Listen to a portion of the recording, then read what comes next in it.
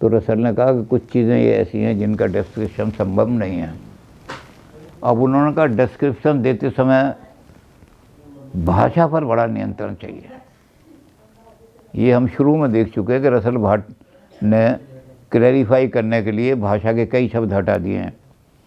जैसे symbolic logic कई हमने बताया कि एंड हटा दिया उन्होंने। रसल ने कहा कि एंड बड़ा कंफ्यूजिंग है, और एग्जांपल दी उन्होंने वो कि banana and apple are good for health.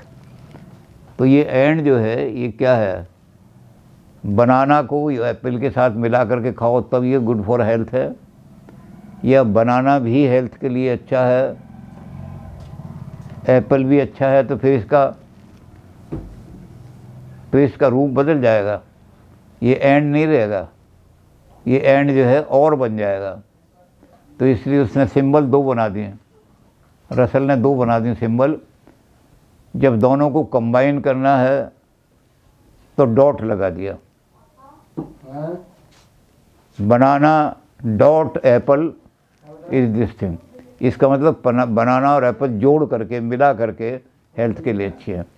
और जब इसको ये कराना है बनाना भी अच्छा है एप्पल भी अच्छा है तो वेज लगाओ, एंड ये ख़त्म कर दो, एंड का शब्द ही डॉट और वेज। एंड के दो मतलब एंड के दो अर्थ टाइप हो गए। डॉट का मतलब हो गया दोनों को जोड़ो, और वेज का मतलब हो गया आइदर और, आइदर बनाना और एप्पल। तो इस तरह से एंड को बिल्कुल निकाल दिया उन्होंने, कहा एंड बड़ा कंफ्यूजिंग है, इसको निकाल दो। इस तरह से बहुत सारी चीज़ें उन्होंने सिंबॉलिक लॉजिक के अंदर ला करके और भाषा को शुद्ध करने की कोशिश की। ये हम पहले देख चुके हैं कि इन्होंने इसी तरह और भी हमने देखा कि ईद को भी हटा दिया इन्होंने, ईद कोपुला है, वर्ब नहीं है।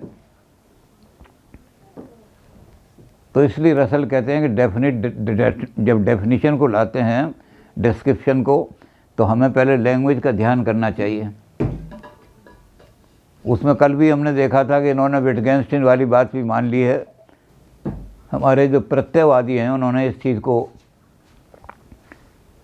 एक एग्ज़ाम हमने पहले दी थी जब आइडियलिज्म का खंडन कर रहे थे, और तो उन्होंने कहा कि एग्ज़ाम्पल ये क्या करते हैं कि जो ऐसे शब्द हैं जिन शब्दों को आपस में जोड़ने के बाद वो शब्द मीनिंगफुल शब्द भी मीनिंगलेस हो जाते हैं।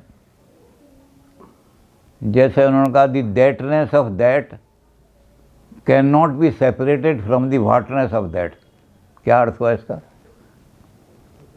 ये सिर्फ आइडियलिस्ट ही जानते हैं इसका अर्थ, और कोई समझ, कहीं भी नेस लगा दो जिसके चाहो, नेस लग सकता है या नहीं लग सकता। किन शब्दों के साथ नेस लगाओगे तो मीनिंगफुल होगा, किन शब्दों के साथ नेस लगाओगे तो मीनिंगलेस बन जाएंगे वो।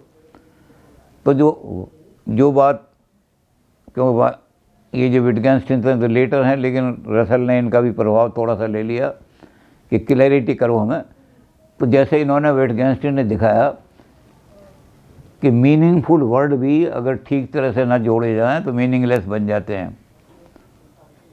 बॉय, फुटबॉल, रेल, तीनों शब्द मीनिंगफुल हैं, लेकिन इनको जोड़ो। और अगर इसमें वर्ब भी लगा दो, लोग कहेंगे वर्ब तो है ही नहीं इसमें कोई भी, तो क्या हुआ? Boy has football rail, football has boy rail, क्या मीनिंग हुए? तो मीनिंगफुल शब्द को भी अगर हम ठीक तरह से नहीं जोड़ते या ये नहीं देखते कि कौन सा शब्द किसके साथ जुड़ सकता है, तो मीनिंगलेस बन जाते हैं। तो रसल ने कहा कि डिस्क्रिप्शन करते समय लैंग्वेज का भी हमें क्लैरिटी देखनी है। लैंग्वेज की क्लैरिटी पर बहुत कुछ भी लिखा जा सकता है, बहुत ज़्यादा है।